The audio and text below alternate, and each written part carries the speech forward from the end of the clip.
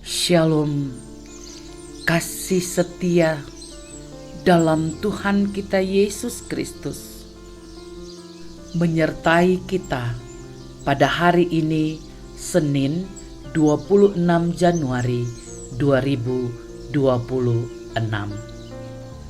Para pendengar Renungan Oasis Fajar, mari kita menundukkan kepala kita, melipat tangan kita dan kita berdoa. Bapa di sorga, kami datang ke hadirat-Mu, menaikkan rasa puji dan syukur, sebab Engkau Allah yang baik bagi kami, yang selalu menerima kami apa adanya. Bentuklah kami Tuhan, menurut firman-Mu. Demi nama Yesus Kristus, kami berdoa. Amin. Para pendengar Renungan Oasis Fajar, pembacaan Alkitab kita terdapat dalam Bilangan 3 ayat 1 hingga 4 dalam judul perikop Orang Lewi. Inilah keturunan Harun dan Musa pada waktu Tuhan berfirman kepada Musa di Gunung Sinai. Nama anak-anak Harun ialah yang sulung Nadab, kemudian Abihu, Eleazar, dan Itamar.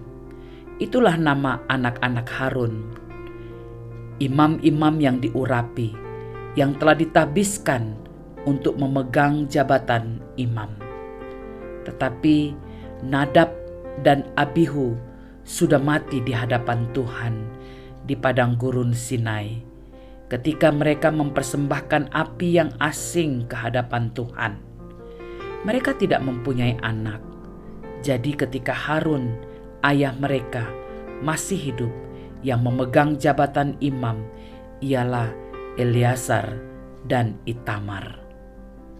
Judul renungan kita hari ini adalah Persembahan yang Benar, diambil sebagai ayat penekanan ayat keempat. Tetapi Nadab dan Abihu sudah mati di hadapan Tuhan di padang gurun Sinai, ketika mereka mempersembahkan api yang asing ke hadapan Tuhan. Mereka tidak mempunyai anak.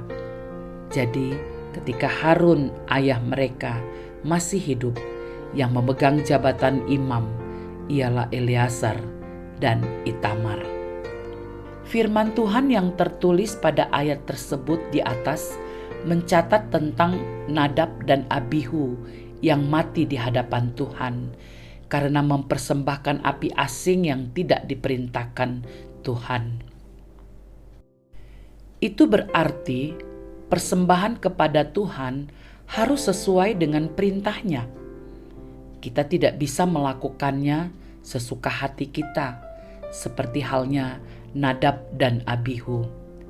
Mereka tidak taat dan tidak mengikuti ketetapan Tuhan dengan menambahkan cara mereka sendiri.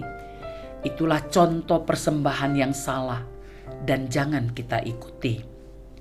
Itu berarti persembahan yang benar harus ada unsur ketaatan, hormat, dan sesuai dengan kehendak Tuhan. Bukan asal mempersembahkan, tapi mempersembahkan dengan hati yang takut akan Tuhan. Persembahan yang benar juga mengandung arti Tuhan menghendaki kita memiliki kekudusan dalam ibadah dan persembahan kita padanya. Itu berarti Tuhan bukan hanya memperhatikan isi persembahan kita, tapi juga cara dan hati kita dalam mempersembahkannya.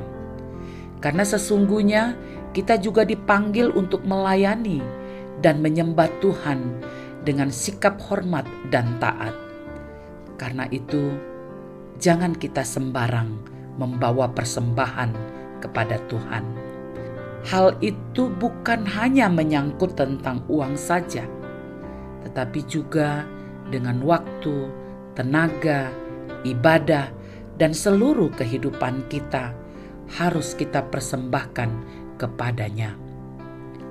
Semuanya harus kita lakukan dengan sikap hati yang benar dan sesuai dengan firman Tuhan. seperti yang dinasihatkan Tuhan dalam firman-Nya. Karena itu, saudara-saudara, demi kemurahan Allah, aku menasihatkan kamu supaya kamu mempersembahkan tubuhmu sebagai persembahan yang hidup, yang kudus, dan yang berkenan kepada Allah.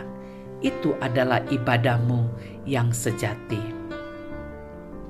Penegasan. Persembahan yang benar harus kita persembahkan kepada Tuhan seperti yang diperintahkannya. Saudara-saudaraku, mari kita berdoa. Tuhan Yesus, ajarlah kami mempersembahkan segala sesuatu kepadamu sesuai dengan kehendak dan perintah-Mu. Ampuni kami Tuhan, jika selama ini persembahan kami tidak seperti yang Engkau kehendaki. Dalam nama Tuhan Yesus kami berdoa. Amin.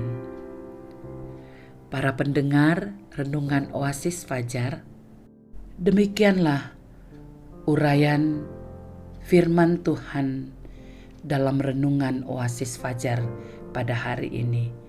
Tuhan memberkati kita. Amin.